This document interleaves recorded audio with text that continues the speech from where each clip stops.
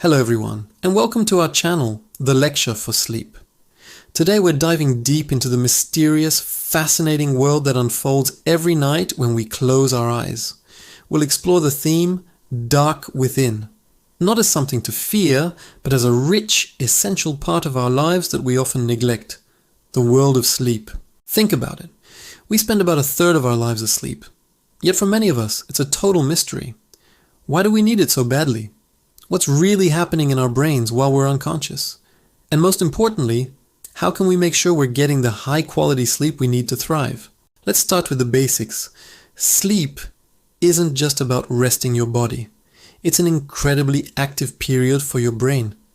While you're snoozing, your brain is hard at work, cleaning out toxins, consolidating memories, and processing emotions from the day. It's like a nightly maintenance crew for your mind. Without this process, things start to go wrong. You feel groggy, irritable, and can't focus. Long-term, chronic sleep deprivation is linked to a host of serious health problems. So, how does this amazing process work? Sleep happens in cycles, each lasting about 90 minutes. We move through different stages, from light sleep to deep sleep, and then into what's called REM, or rapid eye movement sleep. This is the stage where most of our vivid dreams happen. Let's break down these stages. When you first doze off, you enter light sleep. Your muscles relax and your heart rate slows. It's easy to be woken up at this point. Then you transition into deep sleep. This is the most restorative stage for your body. It's when your body repairs tissues, builds bone and muscle, and strengthens your immune system. If you've ever felt physically refreshed after a good night's sleep, you can thank deep sleep for that. It's crucial for physical recovery. After deep sleep, we enter the famous REM stage. Your brain activity ramps up, becoming almost as active as when you're awake. Your eyes dart back and forth behind your closed eyelids, which is where the name comes from. This stage is vital for learning, memory consolidation, and emotional regulation. It's when your brain sorts through the day's experiences, deciding what to keep and what to discard. Think of it as your brain's own personal filing system and emotional therapist, all rolled into one. These cycles repeat throughout the night, with more deep sleep earlier on and more REM sleep closer to the morning. Now let's talk about something many of us struggle with, getting to sleep in the first place. Our modern lives are often at odds with our natural sleep rhythms. We're bombarded with artificial light, especially the blue light from our screens, which tricks our brains into thinking it's still daytime. This suppresses the production of melatonin, the hormone that signals to our body that it's time to sleep. So, what can we do? The key is creating a healthy sleep routine, often called sleep hygiene. First, try to stick to a consistent sleep schedule, even on weekends. Going to bed and waking up at the same time every day helps regulate your body's internal clock, or circadian rhythm. This makes it easier to fall asleep and wake up naturally. Next, create a relaxing bedtime ritual. This could be anything that helps you wind down. Maybe it's reading a book, a real paper book, not on a screen, or taking a warm bath, listening to calming music, or doing some gentle stretching. The goal is to create a buffer zone between your busy day and your sleep time, signaling to your body and mind that it's time to power down. Your sleep environment is also incredibly important. Your bedroom should be a sanctuary for sleep. This means it should be dark, quiet, and cool. Use blackout curtains or an eye mask to block out light.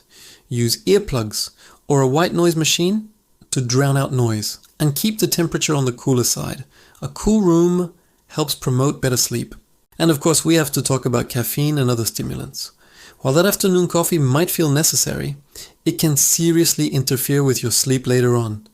Caffeine has a long half-life, meaning it stays in your system for hours. Try to avoid it for at least 6 to 8 hours before you plan to go to sleep. What about those nights when you're lying in bed, your mind racing, and sleep just won't come? This is a common experience, and it can be incredibly frustrating. The worst thing you can do is lie there stressing about not sleeping. If you've been in bed for more than 20 minutes and you're not drowsy, get up. Go to another room and do something calming in low light, like reading or listening to quiet music, until you start to feel sleepy again. This helps break the association between your bed and the feeling of being awake and anxious. It's also important to address the mental side of sleep. Many people find that their minds are most active right when their heads hit the pillow. Worries and to-do lists can feel overwhelming in the quiet of the night. A helpful technique is to schedule some worry time earlier in the evening. Spend 15 minutes writing down everything that's on your mind. This act of getting it out of your head and onto paper can make it less likely to pop up when you're trying to sleep. Mindfulness and meditation can also be powerful tools. Simple breathing exercises can help calm your nervous system and quiet your racing thoughts. Try this. Lie comfortably in bed, close your eyes, and focus on your breath. Inhale slowly for 4 counts. Hold your breath for 7 counts, and exhale slowly for 8 counts. Repeat this a few times. This simple technique can be remarkably effective at inducing a state of relaxation. Remember, a bad night's sleep here and there is normal. Don't panic. But if you consistently have trouble sleeping and it's affecting your daily life, it might be a good idea to talk to a professional. There are effective treatments available for sleep disorders. It's so important to remember that seeking help is a sign of strength. Your sleep and your health are worth it. Exploring the dark within this incredible world of sleep isn't about uncovering something scary.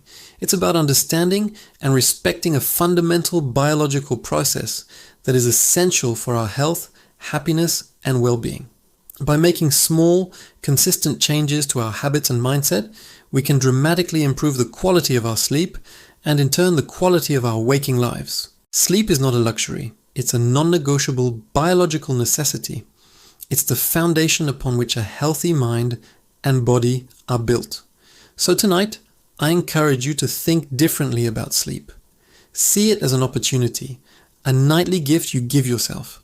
Create your sanctuary, calm your mind, and embrace the restorative power of the dark. Thank you so much for joining this lecture on sleep.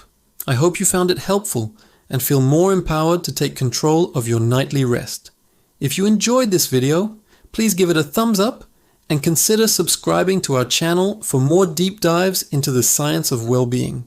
Sweet dreams and sleep well.